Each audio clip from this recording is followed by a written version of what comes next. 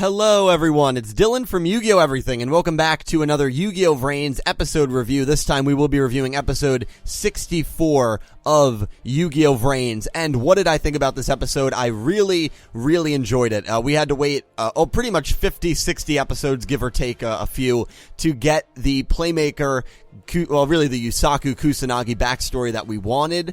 We wanted to know how these two met. We've wanted to know that for so long, and the show really held off as long as possible before giving it to us, but finally they did give it to us in this episode. And these two meeting is such a big deal, it's such a big event in this universe because it's two of the main characters in the story, that they're actually making it pretty much a two-part episode, or a two-part story, I should say. The very first episode, which was this episode, was the origins of, or the motivation for Kusanagi to go into the Link VRAINS to, you know, find the reason that his brother lost his heart, basically, and the origins of how him and Playmaker met. Whereas next episode, we probably are going to continue to see how those relationships formed, how Playmaker ran into the Cyberse deck. So the backstory, at least they're going all in. They're giving us back-to-back episodes of backstory, which is really cool. And before I get into how well I thought the backstory was done, I want to quickly talk about Playmaker and Naoki, or Yusaku and Naoki. I always call Playmaker, I always call Yusaku Playmaker. I just did it again, Jesus.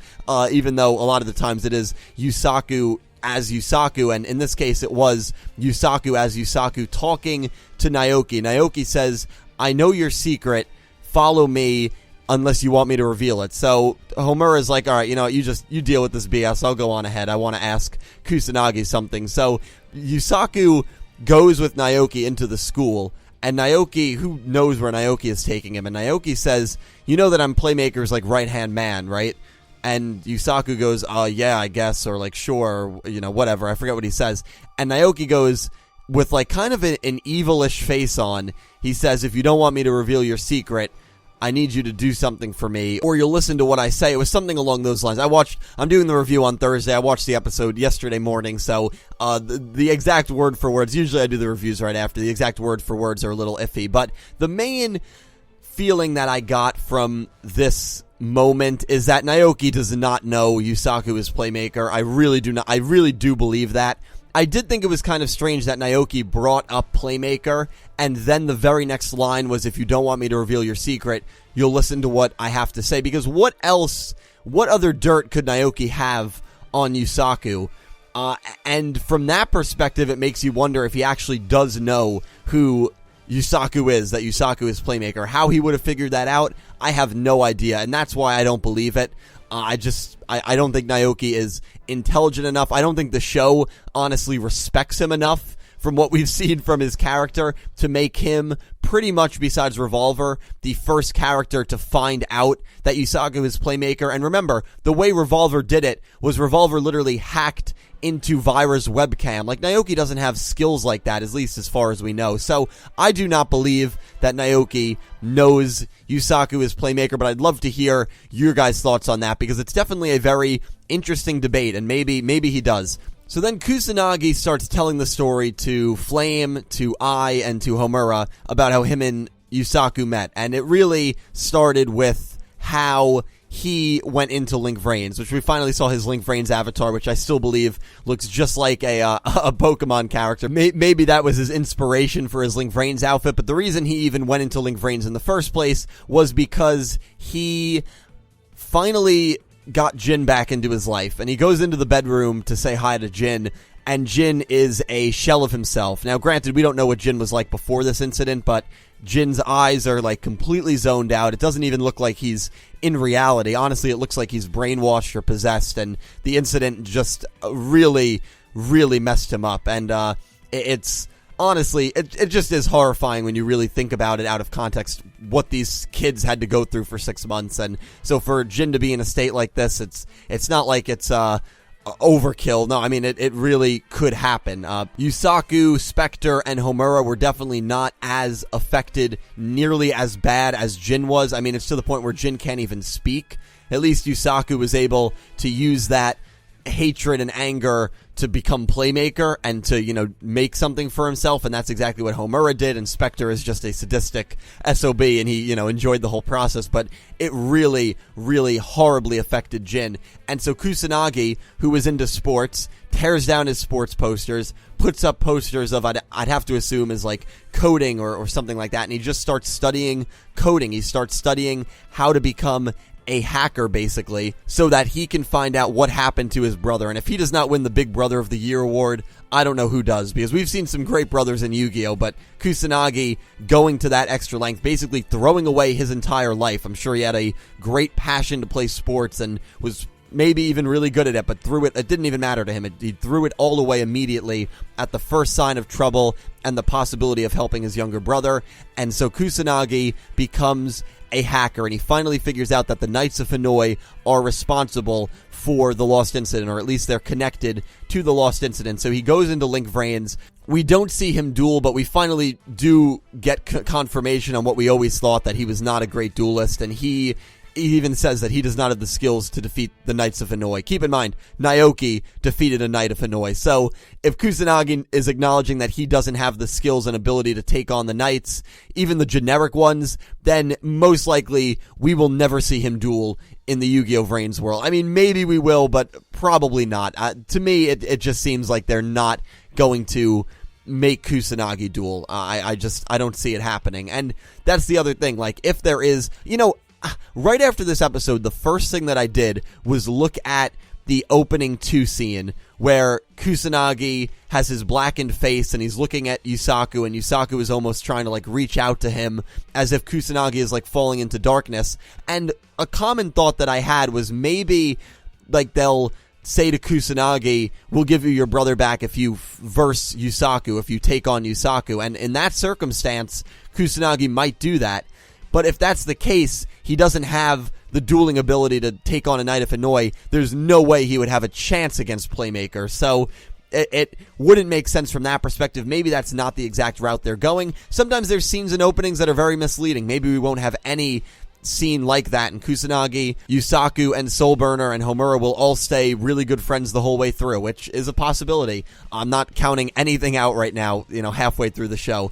So Kusanagi begins running away from the Knights, and he gets cornered, and Yusaku, all of a sudden, Kusanagi was unnamed, Yusaku was unknown. Those were their VR aliases, and I imagine that's still Kusanagi's alias. He probably still has not created an actual VR name. He probably hasn't even been in Link VRAINS since he met Playmaker, because after that, Playmaker does all the dirty work for him, and he sits back and, hacks and is a great analogy, by the way, Sword and Shield.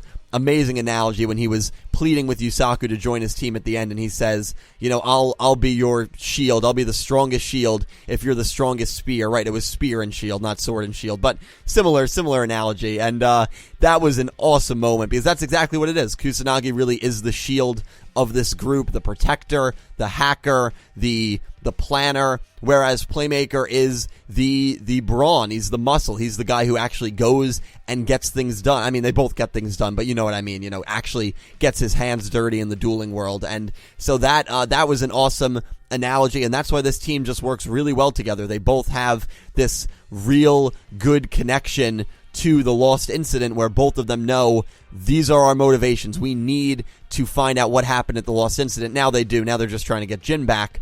Everything really revolves around Jin. If it was not for Jin, Kusanagi never would have even went into Link VRAINS. So Jin, even though we did hear him speak in this episode, I was going to say, even though he has really not done anything except just been kind of a shell of a character and a shell of a person, not really a shell of a character, and been kind of kidnapped now most of Season 2, he's been a very integral part in bringing these two together, and we did hear him speak when Kusanagi was trapped and Playmaker yelled, hey, or he yelled some word, and it's interesting because I always imagined Jin's voice as a very high-pitched voice. Usually anime characters that are a bit helpless have more high-pitched voices, but Jin's voice was deeper than Kusanagi's voice when he yelled down, even though that's when Kusanagi was like, Jin, and he looked up and it was Playmaker. And I thought that was a really, really cool symbolic scene, because even Kusanagi says later in the episode, I want my brother to become